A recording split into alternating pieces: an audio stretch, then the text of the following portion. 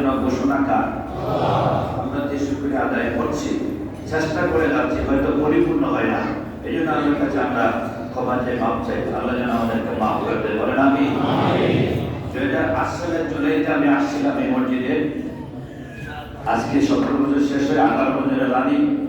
এই খতমটা করার জন্য ওই সময় যেই দুইজন ব্যক্তি ছিলেন যারা এই খতমকে রূপদান করেছেন, আজকে তারা আমাদের মাঝে নাই।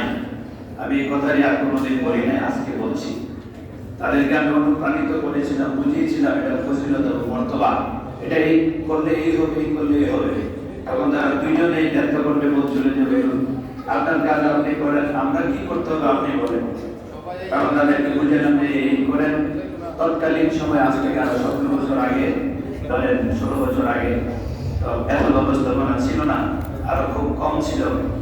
এনারা আমাদের মাঝে নাই, তাদেরকে নাম ধরে দোয়া করতে হয়, কারণ তারা মোতাওয়ারেসা।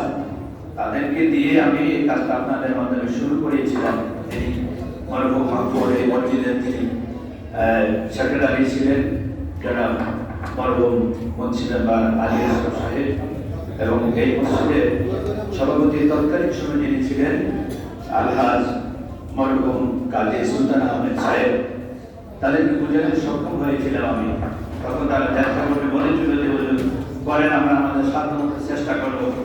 সেই থেকে আজকে ধারাবাহিকভাবে আজকে এটা চলছে। একজন ইন্তেকাল করেছেন মুন্সি মেম্বার আলী আসফ সাহেব 2013 সালে, আর কাজী সুলতান আহমেদ সাহেব ইন্তেকাল করেছেন 2018 সালে। এই যে তারা ভালো কাজটা করে গেছে, এটা অর্ধেকটাকে সবকে জারিয়া বলে। তারা কবর থেকেও এটা সওয়াব পাইতেছে, আপনারা যারা শরীক হচ্ছেন আপনারাও পাচ্ছেন।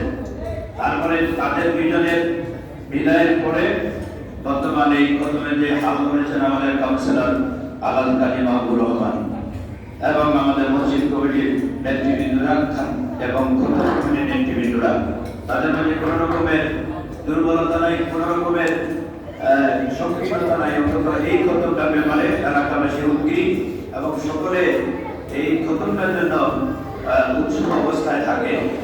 আল্লাহ রাব্বুল আলামিন এই খতমটাকে যেন কবুল করে, আমরা সবাই বলি আমিন। আজকে তারা চালিয়ে যাচ্ছে, আপনারা পরবর্তী প্রজন্মের যুবক ছেলেরা, তারা পরবর্তী তারা হাল ধরবে এবং এটা যেন কিয়ামত পর্যন্ত অব্যাহত থাকে। আমরা আপনার কাছে দোয়া করি, সবাই বলেন আমিন। ইসলামের জায়গা না হলে দয়া করে আপনারা উপরে চলে যান 3 তলাতে। আর যারা একটু কষ্ট করে, যেটা আমাদের এসি সবাই ঠান্ডা একটু কষ্ট করে, আমাদের মানুষ আরো আসবে, আমাদের প্রধান আলোচক এখন আলোচনা শুরু করবে।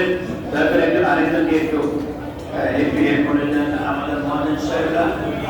আর ঠিক আছে, আমাদের এসি চলছে, সকলেই চলছে। তো আমি আমার কথার দিকে আমি যাচ্ছি না।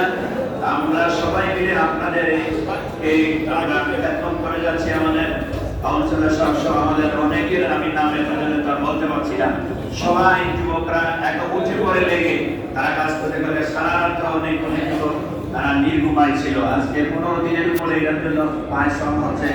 এর উপরে এই পর্যন্ত যেটুকু করা হয়েছে শেরবালাদার সরবালাদার প্রধান আলোচক দয়া করে মিলাদুলের মাসালার কথা বলেন ওনাদের এই পর্যন্ত আরো কয়েক মিনিট আমাদের সময় লাগবে। আপনারা কি দিবেন? আপনারা দিবেন নি? কষ্ট পান হুজুর, আপনারা আটকাই আপনারা কথা কইতেছেন না, আমরা আটকাই আপনাদের কাজ আন্নগো উপকার করতেছি।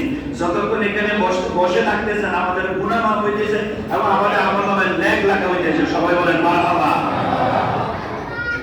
তো আমি আর পারছি না এখন আপনাদের সামনে